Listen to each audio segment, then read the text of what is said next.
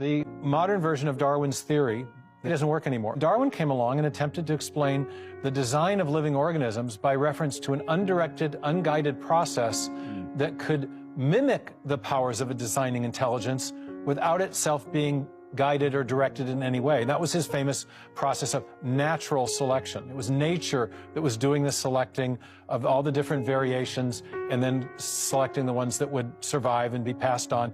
And therefore, it was doing the work of a designing intelligence without being intelligent. And so you get rid of the idea of a designing mind being necessary to explain something like the eye or the vertebrate limb or the human body and all the intricate organs we have.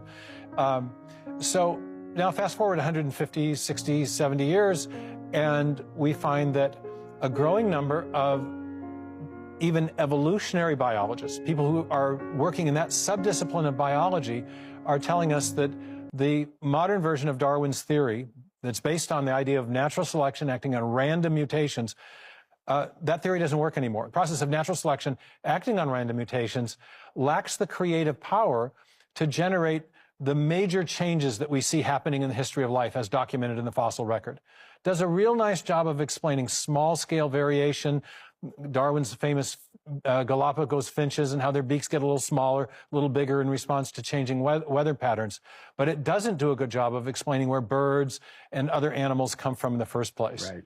And so those large-scale macroevolutionary innovations are not well explained by Darwin's mechanism or any other evolutionary mechanism. And instead, when we see big new changes occur in the fossil record, we know that you need a lot of new genetic and other forms of information to build those forms of life. And what we know from our experience, our uniform and repeated experience, which is the basis of all science, is that to generate information, like the kind of information we have in DNA or the kind of information we have in a written text or a hieroglyphic, that information always comes from a mind. So when we see these big bursts of creativity in the fossil record, we know there had to be a lot of new DNA with a lot of new information, and that information in turn points back to the need for a mind.